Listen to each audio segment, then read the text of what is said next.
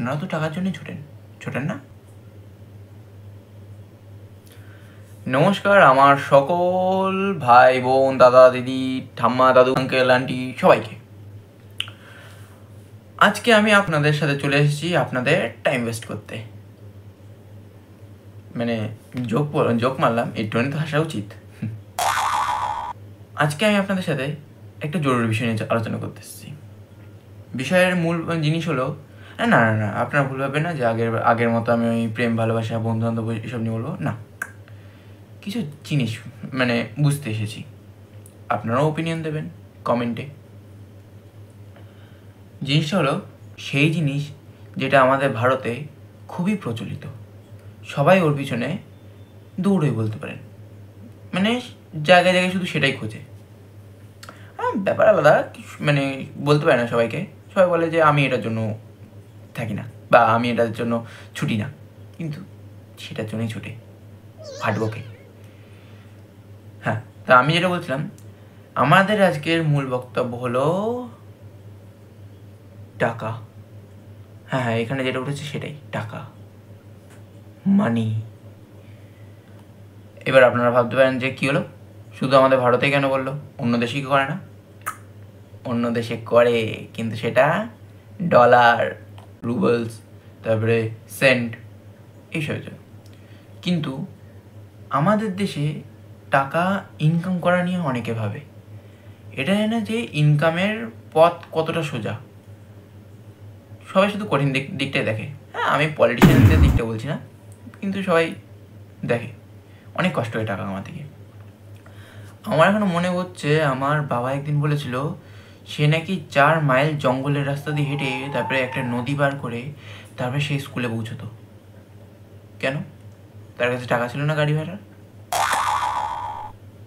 সে বলতো না, তার সাইকেলও ছিল না।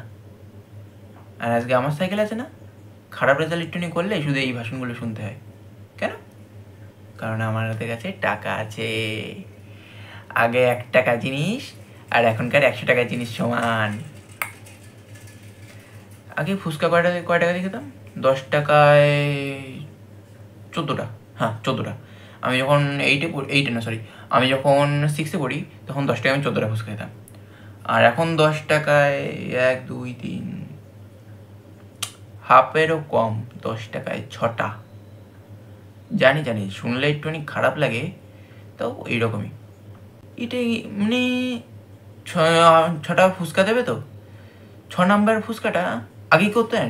আগে এই 10 টাকায় 14টা ফুচকা দিয়ে মানে 14 নাম্বার যে ফুচকাটা হতো সেটার পরে আবার জল দিত। তারপরে জল খাওয়া হয়ে গেলেই সেই জলের পরে দিত মানে ওই ফুচকার মধ্যে আলু দিল, তার মধ্যে চাটনি মাটনি নুন দিয়ে এক্সট্রা একটা ফুচকা। কারণ কি? বিজনেস। এখনও বিজনেস আছে, এখন ওই 6 নম্বর ফুচকাটাই ওই মানে জিনিসটা হয় বিজনেসের উপায়। কত বিজনেসে দেখতে হবে।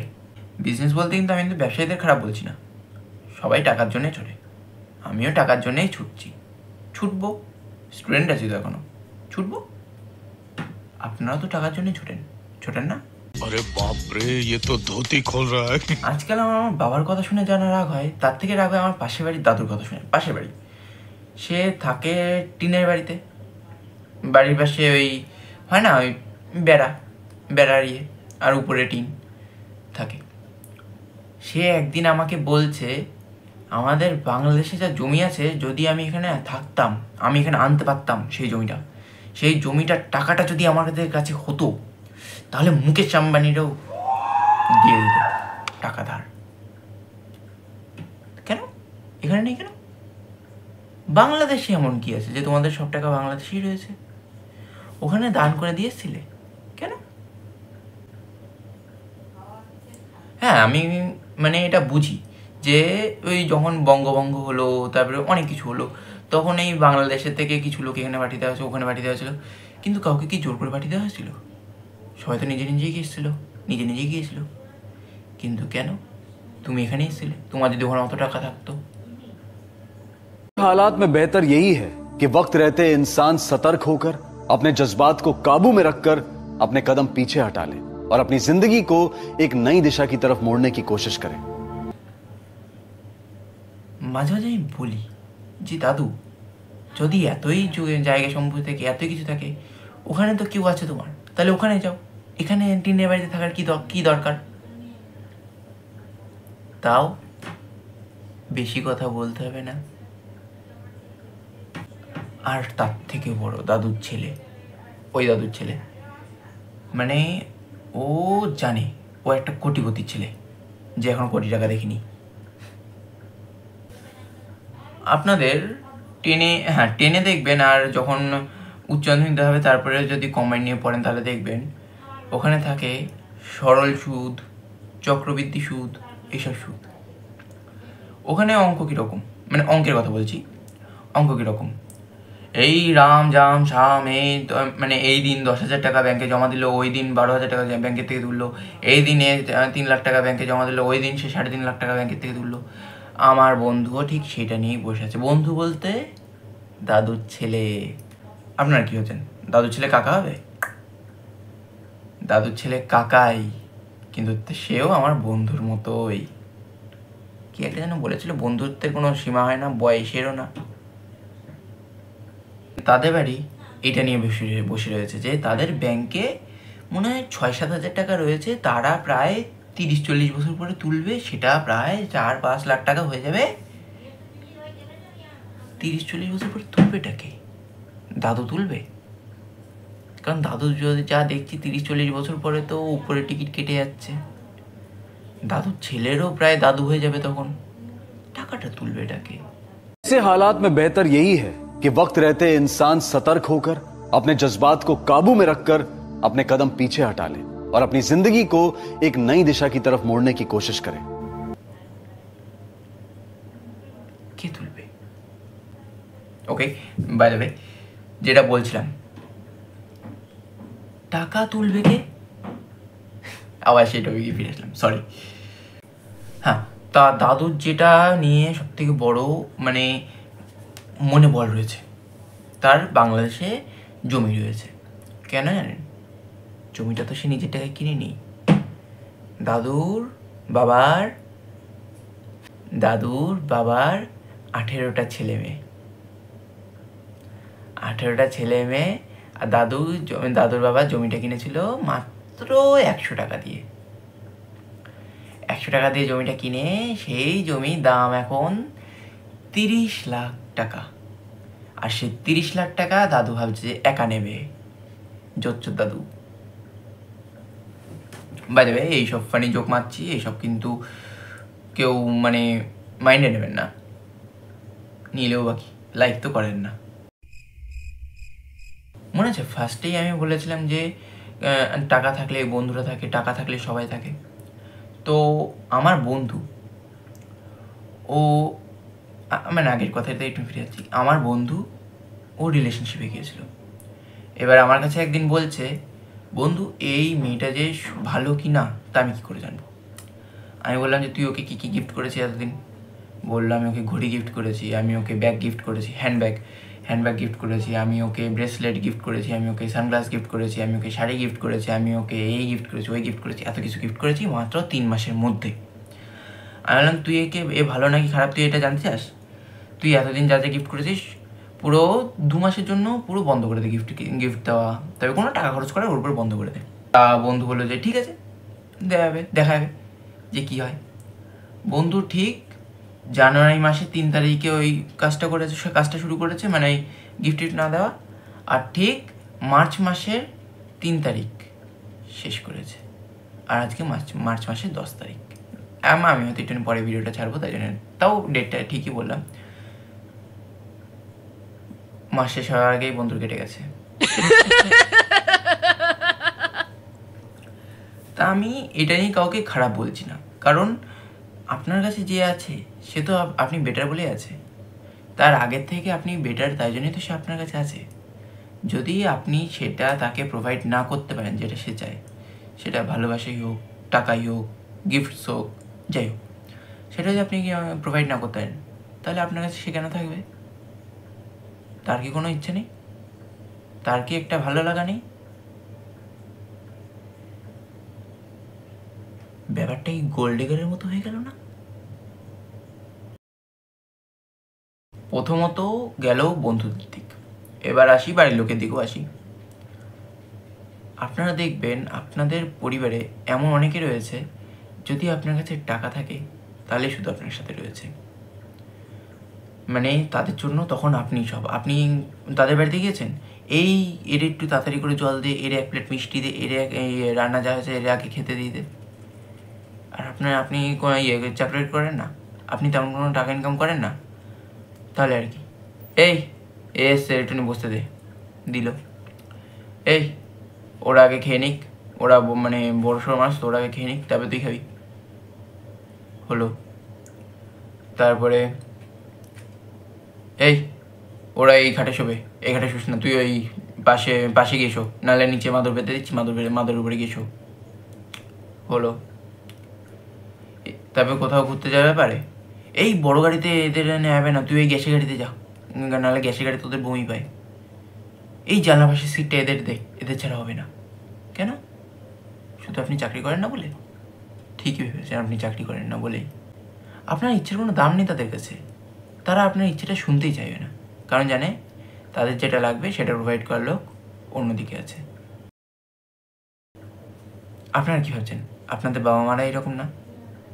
আমি পুরো বেট লাগিয়ে বলে দিচ্ছি, আপনার মানে আমার বাবা মা তো এখন থেকেই বলে, আমার এই সুন্দর সবে 18-19 বছর বয়স, এখন থেকে বলে যে টাকা পয়সা কোনো চিন্তা ভাবনা নেই, কেন ইয়ে করিস না।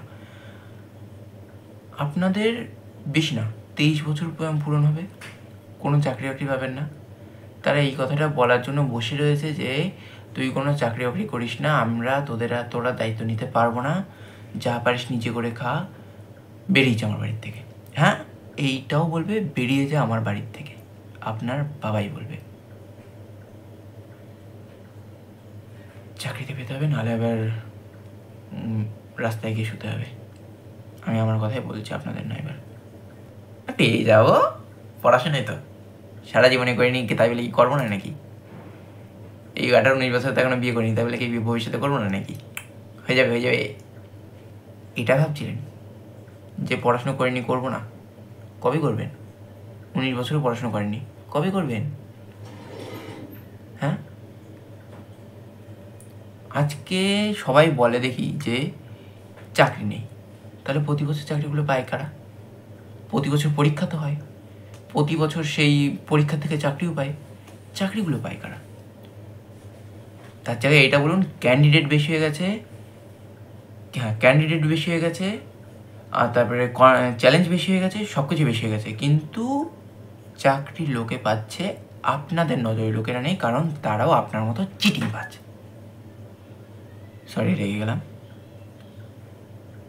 কিছু মনে করবেন না, ভালো কথাও তো বলি মাঝে মাঝে। হ্যাঁ, তো আমি যেটা বলছিলাম, বাবা মার চ্যাপ্টার গেল, ভালোবাসার চ্যাপ্টার গেল, আত্মীয়র চ্যাপ্টার গেল, এবার আসবো বন্ধুদের। আপনারা যখন চাকরি করবেন তখন দেখবেন আপনাদের বাড়ির লোকে যত না আপনার আসার চিন্তা থাকবে, তার থেকে বেশি আসার চিন্তা থাকবে আপনার একটা বন্ধুর। সেই একটা বন্ধু যে আপনি কবে এসে একটুখানি মাল খাবেন সেই চিন্তা থাকে, কবে এসে আপনি একটুখানি ওকে কিছু টাকা দেবেন সেই চিন্তা থাকে, কবে এসে আপনি ওকে একটু রেস্টুরেন্টে খাওয়াতে নিয়ে যাবেন সেই চিন্তা থাকে। কারণ কি? সেই বন্ধু এখনো চাকরি পায়নি, আপনার জন্য আপনার কাছে ভিক্ষে চায়। দেখেছেন তো, ভালো কথা কিন্তু বলছি আপনার নামে, সে আপনার বন্ধু এবার খারাপ কথা বলছে, তাতে কি আছে?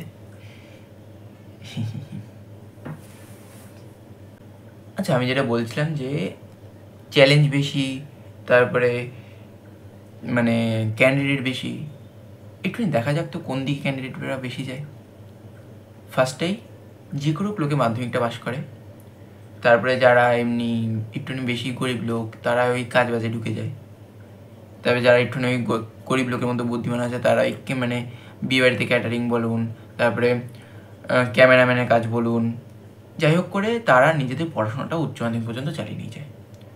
আপনার উচ্চ মাধ্যমিক দেওয়া হয়ে গেল, এবার অর্ধেক লোক যাবে ব্যাচেলার ডিগ্রি মানে বিএ, বিএসসি, বিকম এগুলো জোগাড় করতে। কারণ কি? বড় বড় পরীক্ষা দেওয়ার জন্য তো ওগুলোও লাগে, বড় বড় জায়গায় যাওয়ার জন্য তো ওগুলোও লাগে। আপনি কি করেছেন? ইমা, আপনি এখনো গ্র্যাজুয়েশন করেননি? আপনি গ্র্যাজুয়েশন করেননি? ছি, আপনার এখানে না হবে না, যান। বিএ, বিকম, বিএসসি, হ্যাঁ, তারপরে কিছু বড় লোকের বাচ্চারা দেখবেন বলবে এইসব চাকরি বাকরিতে কিছু নেই, আমার যে কোনো 30 বছরের মধ্যে একটা ল্যাম্বরগিনি কিনতে হবে, একটা মার্সিডিজ কিনতে হবে, একটা BMW কিনতে হবে, আমি বিজনেসের দিকে যাব আমার বাবার মতো।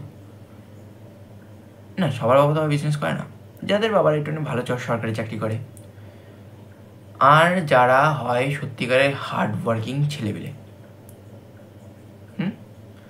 তারা যায় নিট, WBJEE। আমার একটা বান্ধবীর সাথে তো আমার এই জন্য কথা হয় না, কারণ কি, ও টেকনিক্যাল লাইনে পড়ছে। টেকনিক্যাল লাইন বলতে ওই ফার্মা ঠার্মা এইসব পড়ছে, তাতে পড়াশোনার বিষয়ে অনেক রেসপেক্ট আছে আমার তার মধ্যে, তার জন্য, কারণ সে এত বড় একটা জায়গায় গেছে। তার সাথে আমার কথা বন্ধ হয়ে গেছে, কারণ কি, বান্ধবী আপনারা বুঝতে পারছেন কীরকম হতে পারে। তা না, অতটাও না, বেস্ট ফ্রেন্ড। তা তার সঙ্গে আমার কথা বন্ধ হয়ে গেছে, কারণ কি, কোনো একটা জায়গায় গিয়ে আমাদের মনে হয়েছে এর সাথে আর কথা বলতে ভালো লাগছে না। আমার না, তার মনে হয়েছে এর সাথে আর কথা বলতে ভালো লাগছে না, এর সাথে এ আর টাইম দিচ্ছে না, কারণ কি, সে নিজেও তো আমাকে আর টাইম দিতে পারছে না। আর এইখানে আসে মেল ইগো। সে আমাকে কেন মেসেজ করেনি, কেন আমি তাকে মেসেজ করতে যাবো? যদিও সে একটা মেয়ে, সে পড়াশুনো করে না, তাই বলে কি সে ট্রেনে যাওয়ার পথে 1 সেকেন্ডের জন্য টাইম পায় না একটা মেসেজ করার জন্য? হলো, এইসব কারণের জন্য একটু একটু একটু একটু করে অনেক দিন ধরে টেনেছে আমি সম্পর্কটারে। লাস্ট গিয়ে কয়েকদিন আগে আমি তারে আবার মেসেজ করেছিলাম, কথা বন্ধ হয়ে যাওয়ার পরেও, যে কেমন কী আছিস। সে আমার সাথে ইংলিশ পড়তে দিও, তুই কেমন কী আছিস, তোর মানে ইংলিশ ব্যাচের কথা খুব মনে হচ্ছে, বলতে পারি না তার কথা খুব মনে হচ্ছে, ইংলিশ ব্যাচের কথা খুব মনে পড়ছে। তা সে আমাকে বলে দিল যে না, কথায় কথায় আমি মানে একটু ঝগড়াটার মধ্যে আমি বলেছিলাম যে তোকে আমার এমনিতে মেসেজ করতে ইচ্ছে করিনি, ইংলিশ ব্যাচের তোর কথা খুব মনে পড়ছিল, তাই জন্য তোকে মেসেজ করেছি। তা বলছে যে কেন, আমার কথা কেন কেন মনে পড়েছে? তা আমি বলছি যে ঠিক আছে, তোকে মেসেজ না করলে আমার কোনো যায় আসবে না।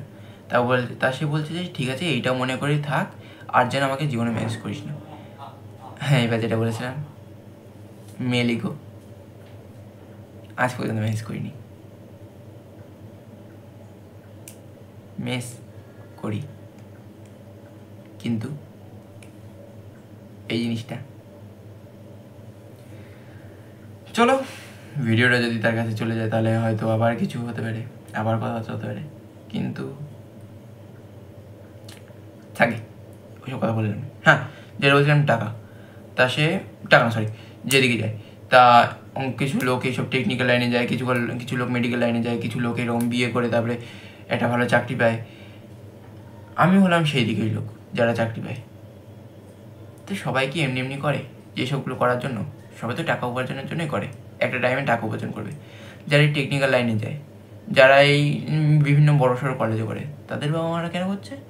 ছেলে আমাদের বড় হয়ে মস্ত অফিসার, মেয়ে আমাদের দায়িত্ব নেবে, এই করবে ওই করবে। আদৌ কি তারা করবে? গ্যারেন্টি আছে? চোখ খুলুন, টাকা ইনকামের কথা ভাবুন, টাকা ইনভেস্টের না।